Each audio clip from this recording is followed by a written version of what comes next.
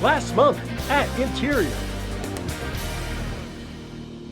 The department announced the Bureau of Ocean Energy Management's approval of the Empire Wind Project, the sixth commercial-scale offshore wind energy project approved since 2021. Once complete, the project offshore New York and New Jersey would have the capacity to power more than 700,000 homes. The announcement supports the administration's goal of deploying 30 gigawatts of offshore wind energy capacity by 2030. Interior this week outlined how more than $468 million in fiscal year 2023 funding from President Biden's Investing in America agenda is reducing wildfire risk, mitigating impacts, and rehabilitating burned areas across the country. The bipartisan infrastructure law is bringing much-needed support to communities across the country to increase the resilience of lands facing the threat of wildland fires and to better support federal wildland firefighters. The U.S. Fish and Wildlife Service this week announced its final rule to list the North American wolverine in the contiguous U.S. as a threatened species under the Endangered Species Act. Wolverines are a medium-sized carnivore found within the northern Rocky Mountains and North Cascade Mountains in the contiguous U.S., along with parts of Alaska and Canada, and their populations have been severely impacted by the effects of climate change. The listing comes as the Endangered Species Act marks 50 years since its passage in 1973. President Biden this week announced new actions to strengthen America's supply chains, lower costs for families, and secure key sectors. As part of this effort, the U.S. Geological Survey is investing millions of dollars to strengthen domestic supply chains for critical minerals. USGS's flagship effort, the Earth Resource Mapping Initiative, known as Earth MRI, has distributed more than $51 million across 35 states and Puerto Rico to fund geoscience data collection and mapping for critical minerals, supported by funding from the bipartisan infrastructure law. The U.S. Fish and Wildlife Service chaired the 77th Standing Committee meeting of the Convention on International Trade in Endangered Species of Wild Fauna and Flora, or CITES. That meeting concluded recently in Geneva, Switzerland. CITES was signed in 1975 and became the only treaty to ensure that international trade in plants and animals does not threaten their survival in the wild. 'Tis the season on the ellipse at President's Park in Washington, D.C., where President Biden and First Lady Dr. Jill Biden threw the switch this week to light up the national Christmas tree. Secretary Holland and National Park Service Director Chuck Sams delivered remarks to the gathered audience as well. It's a ceremony that goes back 101 years to Calvin Coolidge, and if you weren't one of the lucky few to watch it live in person, fear not. The tree will be illuminated in front of the White House throughout the holiday season, and the lighting ceremony will be broadcast on December 15th. And our social media picture of the week, the exquisite natural beauty of Kentucky's Cumberland Gap National Historical Park. It's a magical place marked by the passage of time, ancient geological forces, the migration of wildlife, and the comings and goings of diverse people. Make sure you follow us on Facebook, Instagram, Twitter, and YouTube. That's This Week at Interior.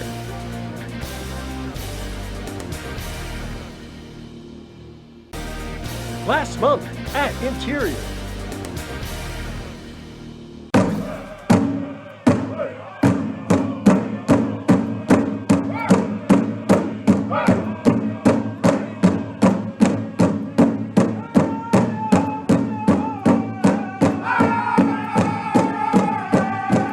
The Department of the Interior hosted the third White House Tribal Nations Summit of the Biden-Harris administration this week. The annual gathering provides an opportunity for administration and tribal leaders to discuss ways to strengthen nation-to-nation relationships and ensure that progress for Indian country continues for years to come. President Biden addressed the summit, then signed an executive order reforming how the government supports tribal nations by making it easier to access federal funding opportunities to help grow their economies and provide their citizens with vital services. It's hard work to heal the wrongs of the past and change the course and move forward. But the actions we're taking today are key steps into that new era of tribal sovereignty and self-determination. A new era grounded in dignity and respect that recognizes your fundamental rights to govern and grow on your own terms. That's what this summit is all about. In our work to build a better and a brighter future, President Biden and I are also committed to bridging the deep disparities that still hold so many Native communities back. including disparities in education, economic opportunity, and healthcare. One of the ways we are doing this is through our investment in high-speed internet. Because as we all know, in the 21st century, high-speed internet is not a luxury, it is a necessity. It is undeniable that federal policies set out to break Indigenous peoples, to destroy our cultures, our lifeways, and our inherent connection to the land. I think it is also undeniable that those policies failed. They failed to break us, and now we're bringing every resource to bear to restore what they set out to destroy. At the Tribal Nations Summit, Secretary Haaland announced that the National Park Service will collaborate with tribes across the nation on a new theme study focusing on the Indian reorganization period. A theme study provides a national historic context for specific topics in American history or prehistory, as well as evaluation guidance and a list of properties for study as possible future National Historic Landmarks. It's all part of Interior's effort to ensure that Native American history is recognized as American history.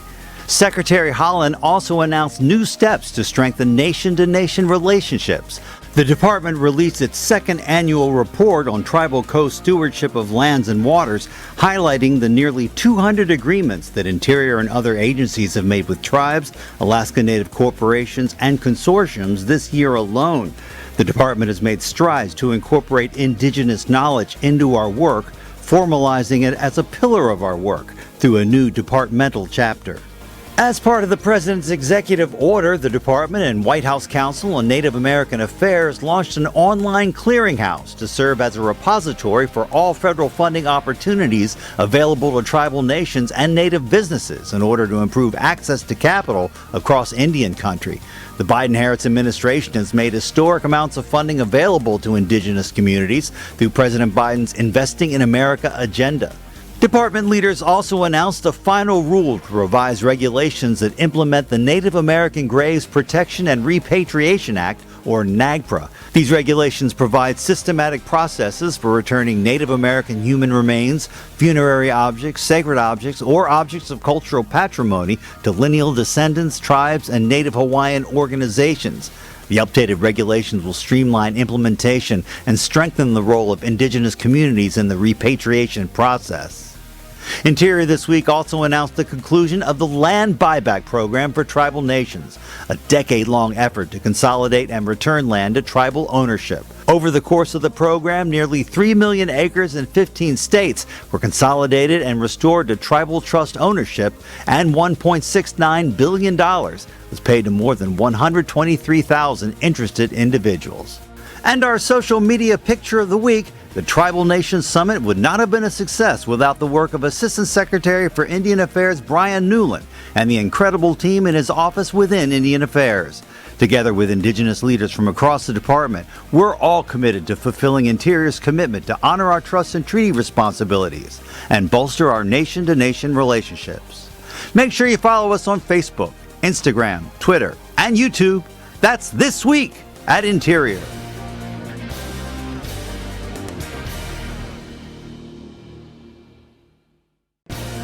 Last month at Interior.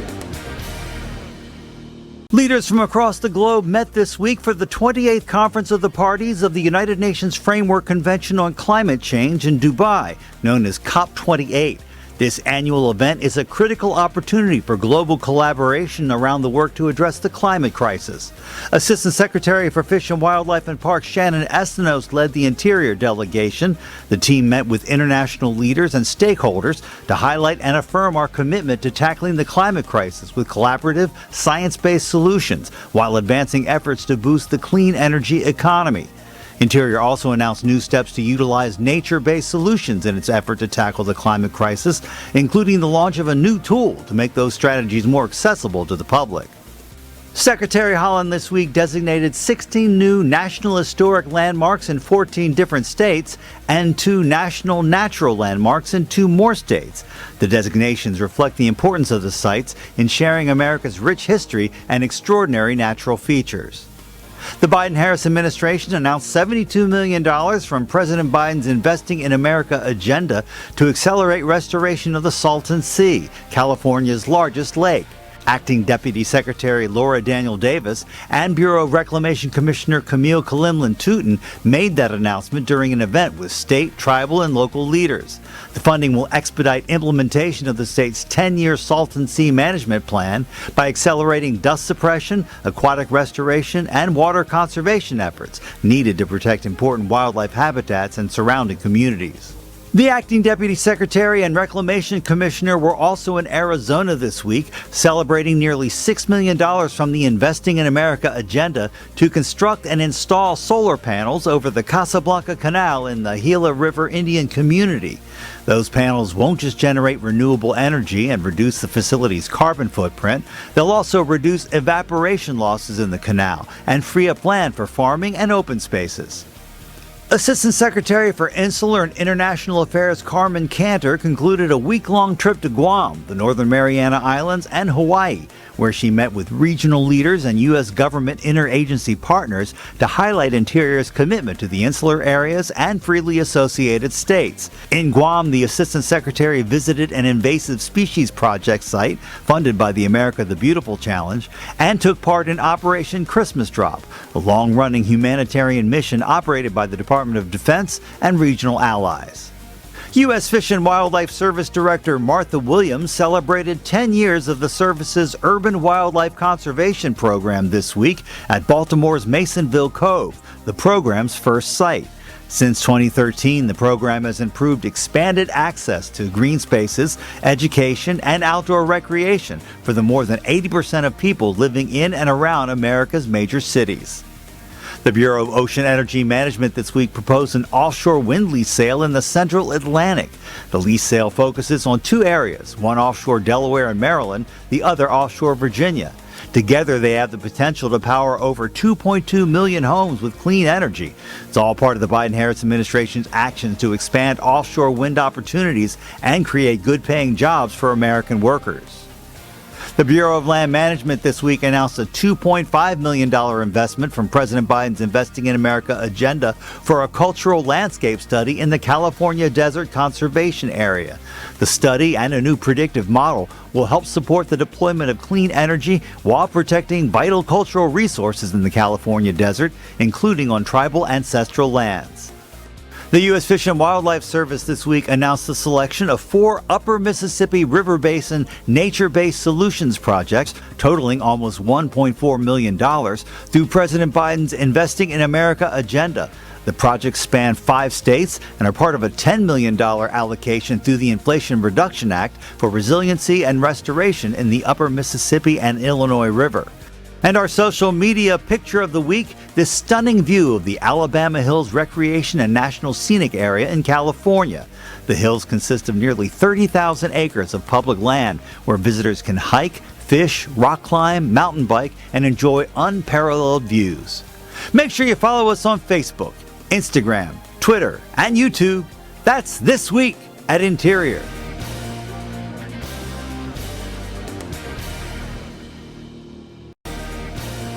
Last month at Interior.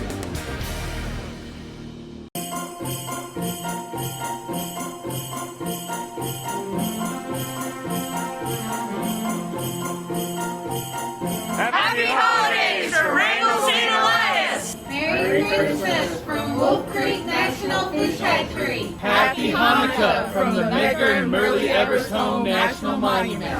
Happy holidays! Happy Kwanzaa from the Bureau of Safety and Environmental Enforcement. Merry Christmas from the crew that kayak on Lake Superior. Happy holidays from Zion National Park. Winter tidings From the Interior Museum. Happy New Year from the Main Valley National Wildlife Refuge. Happy holidays from the Albuquerque District and the Rio Bronco Field Office. Happy Hanukkah from OSMRE in beautiful Lakewood, Colorado. Happy holidays from Boone and Sterling, Virginia. Hawaii Free, Chisokiheka, Takate Shi. Yat e, Nijanako e, Heshmishin ke dat dole. Ali Heleste, Donista Yohi Ha. Happy holidays from the Bureau of Indian Education. Solstice blessings from Agate Fossil Beds National Monument. Happy holidays from the National Interagency Fire Center. Happy holidays from Cedar Breaks. Happy holidays. From the National Fish Hatchery.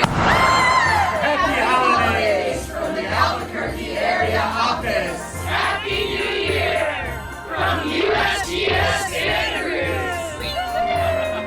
Warmest season's greetings from Lincoln Boyhood National Memorial. Happy holidays from BLM Alaska and the White Mountains National Recreation Area. Happy holidays from the Office of Natural Resources Revenue.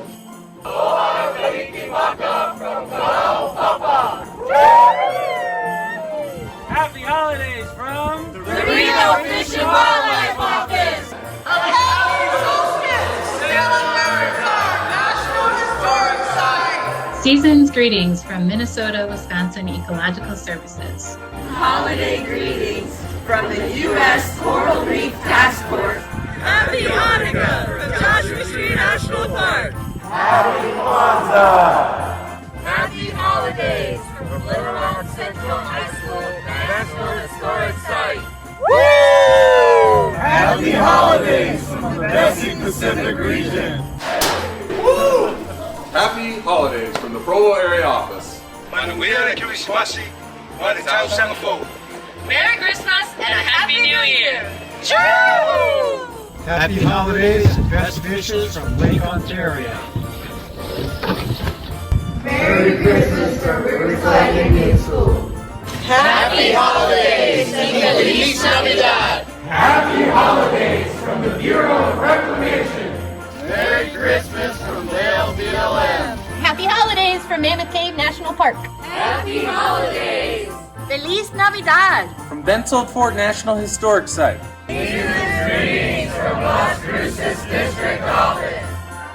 And so from all of us here at the Department of the Interior, happy holidays and best wishes for a happy new year.